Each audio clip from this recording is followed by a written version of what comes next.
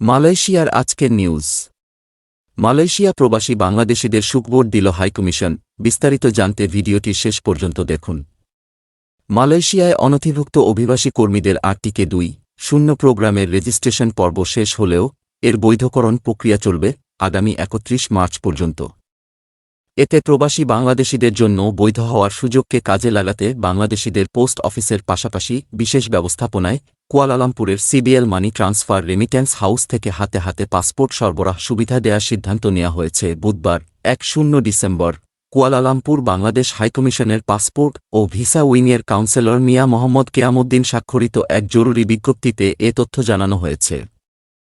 এতে বলা হয়েছে, কুয়ালালামপুরের CBL money transfer remittance house থেকে সেবাটি নিতে হলে আগে থেকে অনলাইনে আবেদন করতে হবে।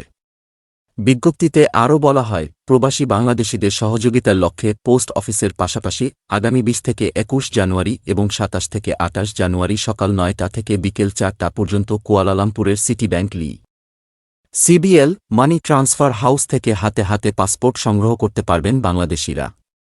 আর 20 থেকে 21 জানুয়ারি হাতে হাতে পাসপোর্ট সেবা পেতে 17 জানুয়ারির মধ্যে সবাইকে অনলাইনে আবেদন করতে হবে এবং 27 থেকে 28 জানুয়ারি হাতে হাতে পাসপোর্ট সেবা পেতে 24 জানুয়ারির মধ্যে সবাইকে অনলাইনে আবেদন করতে হবে।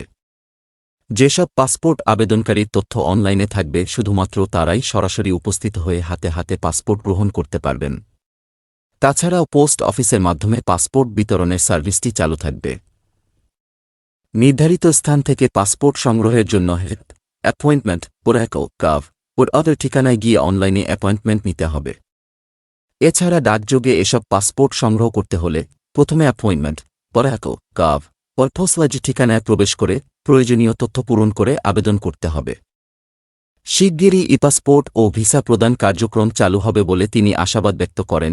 ই-পাসপোর্ট এবং মালয়েশিয়া ও অন্যান্য দেশের নাগরিকদের বাংলাদেশের ভিসা প্রদানের লক্ষ্যে কুয়ালালামপুরের কেন্দ্রস্থলে জালান দুয়াচান শোলিনে সিটি সেন্টারের পাশে ভবন ভাড়া নিয়ে ওয়ান স্টপ সার্ভিস সেন্টার হিসেবে সুসজ্জিত করা হয়েছে। ভবনটি যে এলাকায়, সেখানে সহজে যাতায়াতের জন্য সব নাগরিক সুবিধা যেমন বাস, এলআরটি, এমআরটি বিদ্যমান রয়েছে। ওয়ান স্টপ সার্ভিস সেন্টার হিসেবে চালুর লক্ষ্যে ইতিমধ্যেই এখানে উন্নত প্রযুক্তির যন্ত্রপাতি স্থাপন করা হচ্ছে এবং 4-5টি সার্ভিস কাউন্টার স্থাপন করা হয়েছে। ওয়ান স্টপ সার্ভিস সেন্টার হিসেবে কাজ করায় পুরো প্রক্রিয়ায় সেবাগ্রহীতাকে মাত্র একবার সেবা প্রদানকারী প্রতিষ্ঠানে আসতে হবে। Outsourcing company Expat Services Limited ESL কুয়ালালামপুরের বাইরে একাধিক রাজ্যে যেমন জহর বাহরু ও পেনাংয়ে হাইকমিশনের তত্ত্বাবধানে মোবাইল টিমের মাধ্যমে সেবা প্রদান করবে। কল সেন্টারের টেলিফোন নম্বর 039212022671। সোমবার থেকে শুক্রবার সকাল 9টা থেকে সন্ধ্যা 6টা পর্যন্ত পাসপোর্ট ও ভিসা বিষয়ে এ নম্বরে কল করে পরামর্শ নেওয়া যাবে।